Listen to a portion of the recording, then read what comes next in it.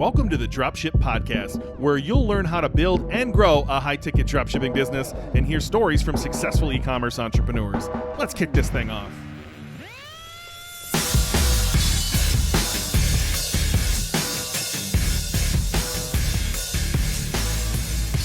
Hey, welcome to the Dropship Podcast. And today we get to talk about my favorite topic in all of e-commerce, SEO, and specifically how you can start it on day one of being live. And I'm going to start this podcast with a promo, John.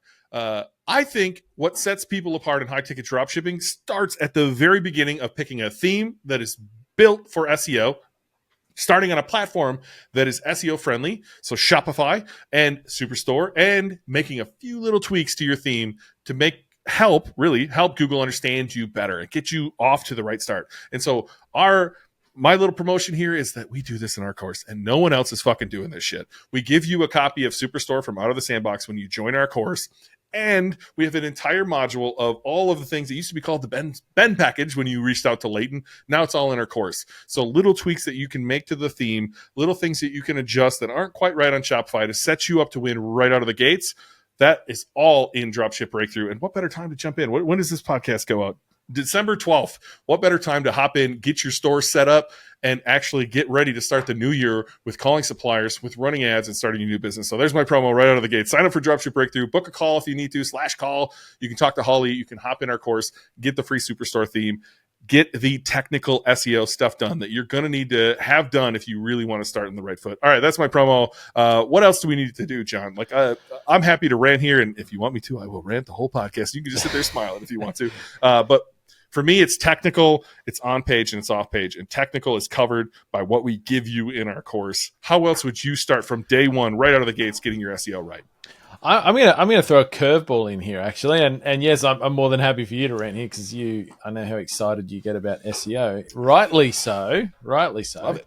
But I would actually say that you get off on the right foot SEO wise by approaching niche selection in the right way. So we talked about this on a recent podcast episode. We talked about customer first. So I think if you want to really nail SEO, it's really hard to do that if you've gone, I'm just going to sell everything to anyone. And I've just got this broad store. Like we were just talking about one of our competitors out there, and I say that loosely in inverted commas because I don't think he is. But anyway, he recommends you have 10,000 plus product stores. Let me tell you right now, you are not going to do SEO well on that store. You're just not. That's a fucking mess, right? And so if you pick an ideal customer based around an interest or a commonality amongst that market, right? SEO is going to be so much easier from day one because you know exactly how you're focusing your SEO efforts. Finding keywords is easy. Writing content is easy. Finding relevant places to get backlinks is easy, right? Because you have that focus, and from there, I honestly think getting SEO right from day one actually starts there in a lot of ways. I'm going to have to agree with you. 10,000 products sounds insane. Like insane from an SEO perspective. Imagine like trying to run Google ads to 10,000 products, let alone there's no way you're rewriting any product descriptions. Maybe ChatGPT is rewriting them, and that's a recipe for whatever the latest update is from Google here to tell you you suck and just not index you in the first place. So I think the more clear you can get on who you're serving, obviously that's going to come with less products. That's going to come with more targeted products where, again, you can write directly to the customer. And so, look, I think right out of the gates, you have to nail on-page SEO, right? You have to get the technical right. We talked about that. And then once you understand what products you're going to sell and to whom you're going to sell them, you have to get your on-page SEO correct. And I used to do a presentation where it would say, on-page is how good looking you are, and off page is how good looking your friends are. And then I had a picture of Kelly Rowland, who was, someone I looked up to fondly from Destiny's Child, I believe. How old are you? When I was younger. Yeah, I'm old. There's people listening. Kelly who?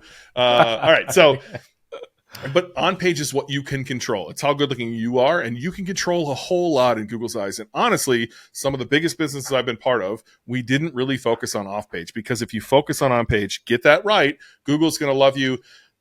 You're writing to a person, which means you're writing good content. You're hitting the right keywords. Other people are going to like you too. People in the industry are going to like you. People are going to link to you naturally because you're putting out good content. And so in the beginning, how to start your SEO journey on day one being live, that's getting the products from your supplier and actually taking 2 seconds to think about what you're going to put on that page. So it'd be very easy to take the same title your supplier has, and oftentimes that's very, very close to the keyword you should have on your product pages. And then grabbing the description, copy, pasting, that's it. You're done using the same images. I would say, and we teach in our course, take a second to rename those file names as you upload those images. Take a second to actually put alt tags on your images. Take a second to put an H2, a heading tag on your description that hits a different variation of the keyword you're searching for. I'll give you an example.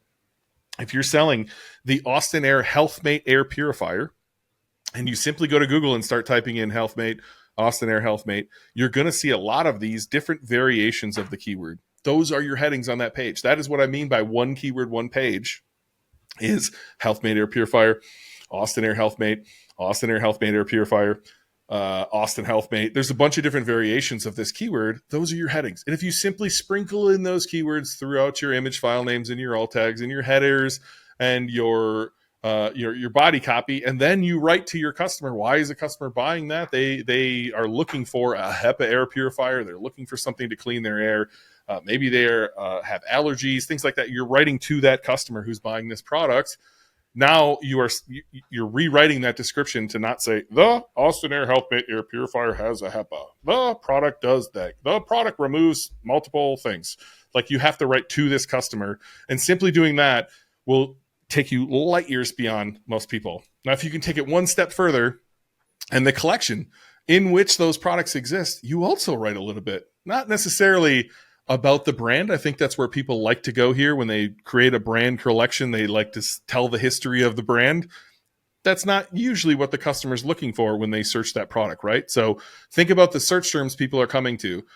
We'll use Austin Air again, right? They're searching Austin Air HealthMate. They want to land on a product page, and your product page better talk to somebody who's looking for that product, right? You're a salesman on a product page. If someone is searching Austin Air purifiers, they're looking for a collection of Austin Air purifiers, not the history of Austin Air. That would be a different type of page. They're looking for a collection. And so what should you put on there? You should build a landing page. If you want to see what that looks like, go to standingdesknation.com and look at the FlexiSpot collection. This is an old site Brian Angel and I did. You can hear him way back on this podcast early on, but you can see how you can kind of build a landing page out of these things. Again, we're adjusting headlines to hit multiple different variations of the keyword, or in that FlexiSpot example, they have standing desks, they have standing desk converters, and they have desk bikes. So we use those as our section, and we featured a few products. This is very easily done on Online Store 2.0. There's also many page builders out there that can help you with this, including our buddy Samanth. He, I believe, created Page Crafter. Is that what it's called? Shout out to you, Samanth. He took everything. I taught him literally on 2 consulting calls. This dude is a beast, and built a business and sold it. He was on one of our old Patreon episodes. But Page Crafter, I believe, is what he has for a product to build these things. And again, if you just do this for your products, again, will it take a little more effort? Sure will. Is it going to be worth it? Sure is. Like, get your products unique, get your collections unique, build out some generic collections, and then go take that product name and chuck it in to Answer the Public and start answering some of those questions. Hey, remember Holly? Yeah, episode 212. From $0 to $500,000 in 5 months. Holly is one of our best students, and you can hop on a call with her right now at dropshipbreakthrough.com/call. If you're listening to this, I know you're thinking about starting your own high-ticket dropshipping business, and what better person to speak to than Holly, who is a shining example of what can be done starting your own business. So hop on a call with Holly, see if joining Dropship Breakthrough is right for you. dropshipbreakthrough.com/call. So put e-bike, put air purifier, put pellet grill, whatever your product type is, into Answer the Public. It'll spit out 300 to 600 different questions people are asking. You can also use alsoask.com, which is a great resource. It'll spit out questions people are asking, and you can probably lump a few of them together because they're a lot of the same. You can probably throw a few of them out because they don't make sense to what you're actually trying to do, but you're going to stumble across keywords that make a lot of sense. Start writing to those. Start solving your customers' problems. Start comparing your products. Product A versus product B, brand A versus brand B. Start building these things right out of the gates while you're running Google ads and waiting for sales to start showing up. And that's how I would start my SEO journey on day one of being live. What would you add to that, John? Is there anything I missed in that? Look, I think you're very very comprehensive in your SEO talks. No, I mean, I think, that's a lot of the good stuff covered off there. And I think, and it's good to hear that, because I think a lot of where people's mind goes to in the beginning, and I speak to some people who come to us sort of after they've started a business, is that the first thing they need to do SEO wise after they launch their business is start writing blog posts and like putting content on their site, because they've heard that's what SEO is. It's like posting blog posts. And so they come to us and they've got like 5 blog posts on there that are on their site, which is like, here's the best tips and tricks for some random thing. And it's like, that might be in their niche, but has nothing to do really directly with their products or anything like that. It's just not hitting any keywords. So I actually think, like, if you're in Dropship Breakthrough, some of the stuff that Ben's saying, hopefully, if you've watched the SEO stuff, is going to make sense, and there's going to be more of that. But if you're outside of SEO, that's content, like blog post content and that sort of thing. That's not where you start, actually. And in fact, that's not even necessarily close to where you should start. And you can make a lot of ground even without doing a lot of that stuff, right? And so I think it's actually good to hear that kind of, that approach that you've just outlined in the beginning, because I think for a lot of people that's actually going to be different to what they're hearing out there. And I can't wait to see when we start hearing other people who are less educated about this listening to Ben, and then they'll be on their things going, this is how you do SEO, blah, blah, blah. Look, this is how I would do it from day one, but it's also how I do it with people on day 100, on day 1000, when people come to me. I don't do much consulting anymore at all. We do a little more partnering, right? We partnered with some of our best students. We're doing the same thing. We're hopping in their business and saying, hey, it's really great to think about making some tweaks and ads and writing these great SEO pieces, but we can't do all of that on a shaky foundation. So we have to go back and build this foundation. We start over by getting our product pages right. First off, getting our technical SEO right, getting our product pages right, getting our collection pages right, starting building some of that core content, right? And then from there, all of a sudden Google starts seeing us as somebody who's an authority, answering questions that need to be asked in the space. I'm pretty good. I'll say this right now. I think anybody who's listening to this who has a high-ticket dropshipping business, I can find you one keyword right now that will make you a bunch of money. So I'm pretty good at finding those easy wins right out of the gates. And hopefully when the new year comes here, all of this will be in the course. BK is redoing the entire SEO section as we speak, and so I'm excited to get some of this in the course and help people not have to come back on day 100, on day 1000, but start out of the gates and getting respect from Google. I think John Grant is one of our students who's a shining example of this. He started this year. He's already doing mid six figure, how do you even say that? 6 figures in income, wherever you want to put that. Per month in revenue on some keywords that we stumbled upon, right? And he started by doing the right things out of the gates. And so I think anyone can do this. I think any industry is possible. Some are definitely harder than others. We have some students in some very difficult industries. Matt Gemkow comes to mind, somebody who's pushing really hard in a difficult industry, but he's doing the hard work to show Google, hey, I am an authority here. I understand what my customer needs, and I'm putting out the right pieces of content. He's building all of the things he needs to build so that, playing the long game here, which I think is an episode we're doing here in the future, he's building that foundation to really, really win down the road. So if you can start this stuff on day one, realize it's likely not going to help you out until 6 months, 12 months down the road, and play that long game, man, is it a fun snowball to watch start rolling down the hill. Yeah. And I think the thing I like about some of this stuff as well, if you're somebody who's just getting started, I mean, the thought of SEO, and probably if you've heard about SEO previously, it probably sounds like a really complicated thing with lots of terminology that you don't understand and people talking about links and all of this sort of stuff. But kind of some of the things that you've just outlined, I mean, they're actually, when you break them down, they're pretty easy things to do, right? Like, this is all very achievable for you, even if you're at the beginning of your journey. So if we're talking about from day one, like making sure you've got your titles lined up, making sure you've got alt tags on your images, making sure you put a little bit of work into your product descriptions. Like, anyone can do this. You don't need some high level of marketing knowledge or SEO background to do this well, right? Like, you got to literally do it yourself.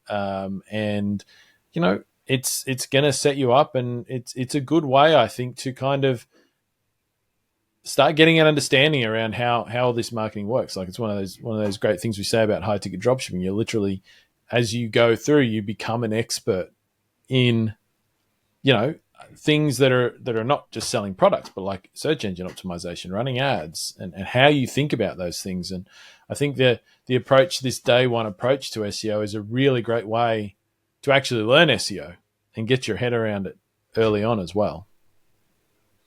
And you're probably going to suck in the beginning. Let's be real. Like the idea that you're going to be great out of the gates it's not going to happen, right? And so if you can start from a good place, again, pitching our course, we walk you through this stuff. It's only going to get better in the course too, but there's checklists in there that John had his own checklist. I gave him some of my checklists years ago when we came together. Now I'm redoing the entire section to give you real tangible examples of what this looks like. And there's no reason that, you can stumble a little bit in the beginning and probably still see results, right?